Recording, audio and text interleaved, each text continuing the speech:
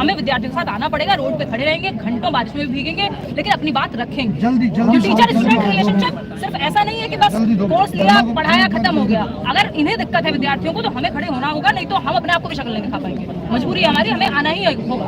अच्छा, सवाल हो सकता है ठीक है, मैं पहले ही कह रही हूँ क्योंकि सवाल पूछे गए हैं और सवाल पूछना लाजमी है। कहा गया कि अब क्या शिक्षक भी ये चाहते हैं कि राजनीति में कूदना है? उनसे बहुत ऊपर स्तर है हमारा, पहले से ही बहुत आगे है। सुकून की नींद लेते हैं क्योंकि गलत नहीं करा किसी के साथ। ये रात भर डर रहे हैं, इनका इतना बड़ा डर है कि 4 साल बाद जब सरकार बदलेगी तो हम जेल में होंगे। वो डर नहीं है हमारे पास। तो शिक्षकों को राजनीति में कूदने की कोई जरूरत नहीं है, वो पहले से बढ़िया जिंदगी जी रहे। आदमी क्यों, आपको पता है ये राजनेता इनकी इतनी सपने हैं कि एक फॉर्च्यूनर कमा लें, 4 लड़के पीछे चल दें, बस इतनी है। हमारे संग अभी पूरी भीड़ चलती है और भीड़ चल रही है फॉर्च्यूनर में, तो पढ़े लिखों की भीड़ चलती है। अच्छा, शुरुआत में आपने एक वीडियो देखा, आपने कहा कि बकायदा मेरी बातचीत हुई है, मुझे आश्वासन देने की भी बात कही गई। फिर अंदर क्या हुआ, फिर एकदम से कैसे पलट गया ये पूरा गेम? सुबह की बात बता रही है चेयरमैन साहब? सुबह तो एकदम ऐसा ही था। आप देखिए तो मेरे फोन में मैसेज आया कि भाई ठीक है, आप डीओपीटी मिनिस्टर साहब से मिलेंगे और बाहर हम किसी को भेजेंगे, वो आपको अंदर ले जाएगा।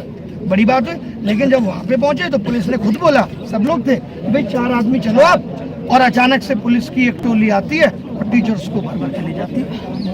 क्या बोला गया आप उनको ऊपर से? आप यहाँ शांतिपूर्वक बात भी नहीं रख सकते हैं, इसका मतलब तो यही हुआ। कोई वहाँ से अपने पैर में चोट लेके भागा है, कोई अपने 10 महीने के बच्चे को कोई फीमेल टीचर लेकर के गई थी, वो किसी तरह से बच के निकली है। सर ने मुझे फोन किया, जंतर मंतर पहुंचो। किस तरह, सिर्फ अपनी बात रखने के लिए। ऐसा नहीं है कोई हमें शौक है राजनीति में, किसी टीचर को नहीं जा रहा, हमें सुकून से नींद आती है, बस नींद हमारी तब उड़ती है जब बच्चे की नहीं खराब हो सके। तो हम वो उस बात का समाधान लेने के लिए आए हैं, अपनी बात। और अगर कोई टीचर राजनीति में जा रहा है तो राजनीति किसी बाप की बपौती है क्या कि जो टीचर नहीं जा सकता? अटल बिहारी वाजपेयी जी, मुलायम सिंह जी खुद शिक्षक थे, कल्याण सिंह जी शिक्षक थे, कलाम साहब शिक्षक थे। तो ये लोग, कलाम साहब तो चलो राष्ट्रपति थे, और पता कल्याण सिंह जी शिक्षक थे प्राइमरी के, मुलायम सिंह जी शिक्षक थे। तो ये नहीं आए राजनीति में और कितना अच्छा काम किया। अब क्यों नहीं? इनको पता है कि पढ़े लिखे लोग राजनीति में आ गए तो इतने सवाल जवाब करेंगे, हम जवाब नहीं दे पाएंगे। अभी ये देश लूटने में बिजी है। अच्छा, लमसम आपकी बातचीत कितनी देर तक चली होगी? अभी तो 1 घंटे मुश्किल से।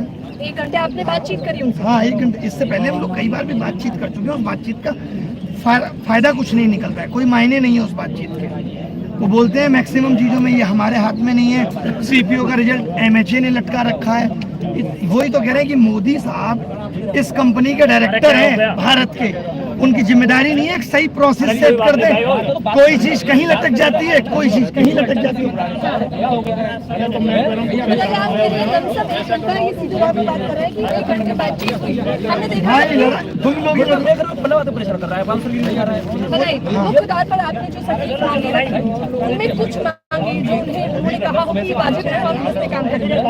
जैसे उन्होंने कहा माउस ठीक कर देंगे, वो कहने वाली बात है, कैसे ठीक कर देंगे?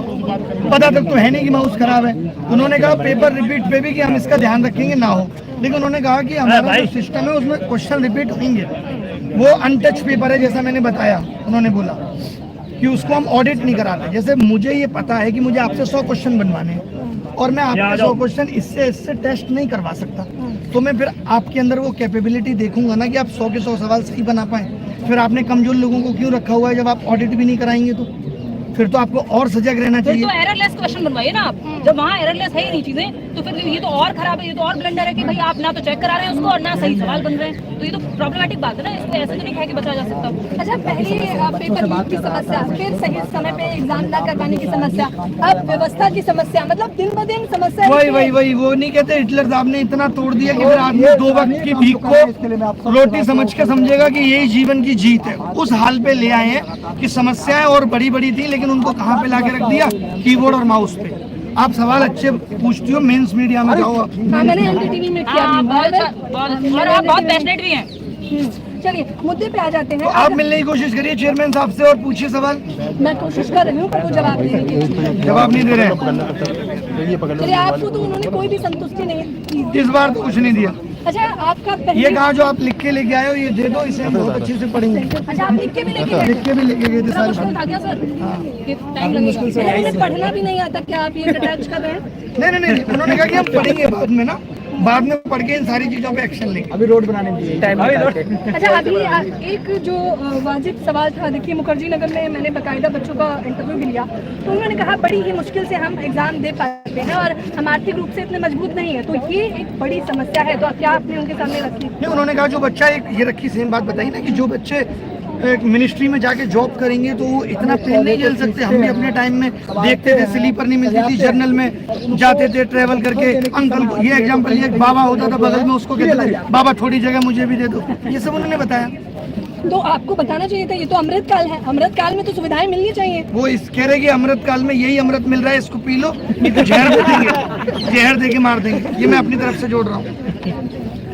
टीचर्स को दिल्ली दर्शन कराएंगे ना, बस में बिठा के उनको अपनी बात अभी आपके कितने टीचर हैं जिन्हें प्रशासन ने 50 के आसपास हर जगह से शिक्षक आए हैं। 50 से 60 जिनको बस में घुमा रहे हैं एक जगह से दूसरी जगह, उनको अपनी बात रखने नहीं दिया गया और सिर्फ बात ही रखने गए थे डीओपीटी मिनिस्ट्री, बट उनको बात नहीं रखने, उनके डीओपीटी के ऑफिस कि हम बात रखेंगे शांतिपूर्वक ढंग से। आप शिक्षक भर्ती की समस्या है तो वो बताइए, एसएससी की है तो वो बताइए, रेलवे से टीचर आए कि अपने अपने डिपार्टमेंट की अपने अपनी कैटेगरी की प्रॉब्लम्स बता पाए बच्चों को। शिक्षक भर्ती पे तो उनका जवाब ये होगा कि हम स्कूल बंद कर रहे हैं, हमें शिक्षकों की जरूरत नहीं, हमें तो हर 1 किलोमीटर पे ठेका खोलना है, स्कूल भले ही 10 किलोमीटर पे हो ना हो, क्योंकि देश को शिक्षित करने में हम कोई एफर्ट नहीं लगा रहे। हमने इस राजनीति को एक कारोबार बना दिया है, पैसा कमा के राशन बांटेंगे और सत्ता की मलाई चाटेंगे, यही है। सोचिए, एक देश का 75 साल का पीएम के सपने और इच्छाएं आज भी खत्म नहीं हो रही हैं, और हाँ, यहाँ ये लोग कहते हैं कि एक युवा देश का धक्का खाए। कितने दुख की बात है, कितने शर्म की बात है। कभी आपने सुना मोदी जी ने अपने मन की बात अपने किसी ट्वीट में कभी युवाओं का दर्द कहा हो? क्योंकि वो युवाओं को वोट बैंक ही नहीं मानते, बेचारे घर से दूर तैयारी कर रहे हैं। हम सब लोगों ने क्या किया, उन्होंने कहा हम आपका धर्म बचाएंगे, अब महाराष्ट्र में कह रहे हैं हम आपकी भाषा बचाएंगे, इस आधार पे वोट दो। तो पढ़ाई तो बहुत पीछे चली गई है। लेकिन आपने पीएम मोदी पे सीधा निशाना साध दिया। बताता हूँ क्यों, आपको ये सवाल पूछिए क्यों साधता हूँ मैं, खराब लगता है पीएम मोदी पे क्यों साधता है। आज आप किसी भी नेता से बात कर लीजिए, किसी से भी, रेल मंत्री से पूछे रेलवे में क्या हो रहा नहीं हो रहा, प्रधान पैरा सब पता है क्या हुआ, प्रधानमंत्री जी के नेतृत्व में मैंने इतनी जब हर चीज उनके नेतृत्व में हो रही है तो ये धांधली और भ्रष्टाचार की जिम्मेदारी मैं किसको दूं? आपने किसी नेता को सुना जिसने कहा हो मैंने अपने दम पे ये कर दिया? नहीं, प्रधानमंत्री जी के नेतृत्व में मैंने देश की बेरोजगारी को 45 साल में सबसे ज्यादा खराब किया। ये कर रहे हैं सर, कह रहे हैं जब श्रेय उनको दिया जाता है तो हर बात जिम्मेदारी कौन है? रेखा गुप्ता सीएम बनी, आप उनका भाषण सुनिए, प्रधानमंत्री जी के नेतृत्व में मैं आज शपथ ले रही हूँ कि दिल्ली की मुख्यमंत्री भजनलाल शर्मा प्रधानमंत्री जी के नेतृत्व में, मोहन यादव प्रधानमंत्री जी के नेतृत्व में, सब कुछ प्रधानमंत्री जी के नेतृत्व में। तो ये घोटाले और भ्रष्टाचार की जिम्मेदारी कौन लेगा? अच्छा, आपने हाल फिलहाल का बयान भी सुना होगा शिक्षा मंत्री का सीधे तौर पर कि अब मैं जेब से तो नहीं भरूंगा ना। हाँ, झालावाड़ की घटना जो आपने देखी, वही मैं तो खाली कमाऊंगा, मैं तो खाली कमाऊंगा, जेब से कुछ नहीं इस भरूंगा। तरह से पल्ला नहीं झाड़ा जा सकता, मतलब ये शिक्षा मंत्री इस तरह से पल्ला नहीं झाड़ा जा सकता ना। चैनल को सब्सक्राइब कर दीजिए अपडेट पाने के लिए, सब लोग चैनल को सब्सक्राइब कर दें सभी लोग। मैं कई आपको दिन पता पहले है रही हूँ 2017 में हम लोग आमरण अनशन सोचते थे, आज तो कोई कहे तो नहीं करेंगे क्योंकि ये तो चाहते हैं कि हम मर जाए, हमें तो लड़ना है इनसे। आज आप सुनते हो कोई आमरण अनशन कर रहा हो? क्योंकि अब सरकार को मौतों से फर्क नहीं पड़ता। चलो वैसे इतनी जनसंख्या बढ़ रही है, जॉब देने की बात आती है जनसंख्या बढ़ गई। वैसे मैं इतने बड़े देश का प्रधानमंत्री, भारत इतना बड़ा लोकतंत्र, तो बड़ा कैसे है? हमारी संख्या से ही तो बड़ा है। जहाँ फायदा लेना हो वहाँ भारत बड़ा देश है।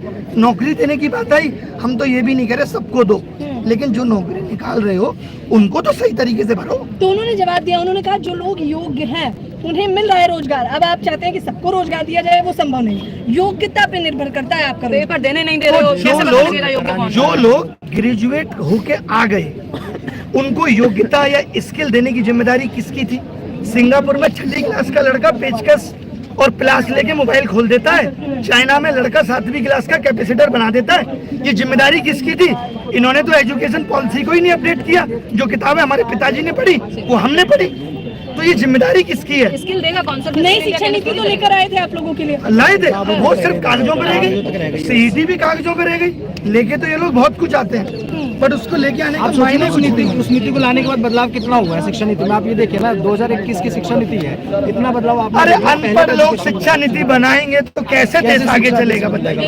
अच्छा एक सवाल जाहिद डॉक्टर, एक सवाल जो आप लोगों के भी जहन में होगा कि सर ने ऐलान किया, तमाम शिक्षक भी आ गए, तमाम छात्र भी आ गए, तो अब क्या जो आप लोगों पे अभी भी टकटकी लगाए देख रहे हैं वो क्या करें? चलिए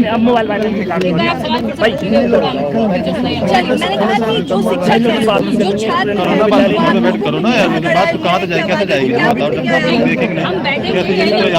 कहते रहेंगे, अभी तो सुनी जाएगी। सारे टीचर्स मिलकर के अपनी बात कहने की कोशिश कर रहे हैं। विद्यार्थी पढ़ के आ रहे हैं, बैग लेकर के यहाँ खड़े हुए हैं, अपनी बात आपने ऐलान किया था कि एक ऐलान के बाद शिक्षकों की संख्या आपको देखने को मिल रही है, क्या कुछ करने वाले हैं आप? देखिए मैं तो सबके साथ इस आवाज को ही बुलंद करना चाहता हूँ और पूरी कोशिश है कि शाम तक डीओपीटी से मुलाकात हो। अभी भी उसी फिर से मुलाकात करना चाहते हैं आप? हाँ बोल रहे हैं वो लोग, बोल रहे हैं कि करेंगे। अभी संसद में संसद चल रही है, अब संसद 11 बजे चलेगी, 12 बजे चलेगी, देखते हैं कब तक चलेगी। अच्छा तो दूसरी मुलाकात में आपको लगता है कि कुछ आश्वासन मिलेगा? हाँ हो सकता है मिले। बाकी ये जितने गहराई में इसकी जड़ें पहुंच गई हैं, आसान तो नहीं होगा हटाना। अच्छा सीधे तौर पर जो तमाम दर्शक आपको देख रहे हैं, छात्र देख रहे हैं, अगर उनसे कहना चाहें उस मीटिंग को संक्षेप में तो वो क्या कहेंगे? उस मीटिंग को संक्षेप में अब तक इन्होंने आपको बता दिया होगा। जी आप सभी को बताया सर ने कि उन्होंने कहा है कि जो विद्यार्थी का पैसा लेते हैं उससे रोज बनती है, देश का विकास हो जाए, बस नौकरी जो है नहीं मिल पा रही है, ये हम खुद से निकाल कर बात